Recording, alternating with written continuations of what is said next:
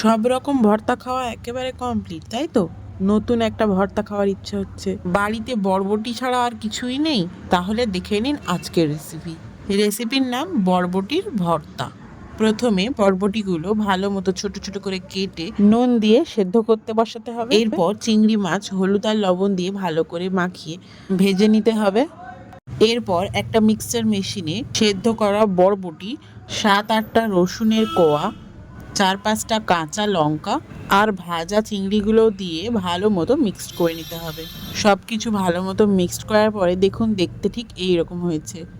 এবার একটা আলাদা পাত্রে অল্প একটু সর্ষের তেল দিয়ে 2-3টে শুকনো লঙ্কা ভেঙে ফেলে দিন। এবার হাফ চামচ কালো জিরে আর ওপর থেকে পেঁয়াজ কুচি দিয়ে ভালো মতো নাড়াচাড়া করতে হবে। পেঁয়াজ ভাজার সময় পরিমাণ মতো লবণ দিয়ে দেবেন। এবার আগে থেকে যে আমরা মিশ্রণটি করে নিয়েছিলাম সেটি পুরোটাই দিয়ে দিতে হবে। এবার মিশ্রণটিকে ভালো মতো সবকিছু একসাথে মিক্সড করে নিতে হবে। এবার আর কিছু নয়, মিশ্রণটিকে ভালো মতো নাড়াচাড়া করতে হবে যতক্ষণ না মিশ্রণটি পুরোপুরি শুকনো হয়ে যায়। মিশ্রণটিকে নাড়াচাড়া করতে থাকুক। আর আপনারা যারা যারা এখনও চ্যানেলটি সাবস্ক্রাইব করেননি, সাবস্ক্রাইব করে দেবেন।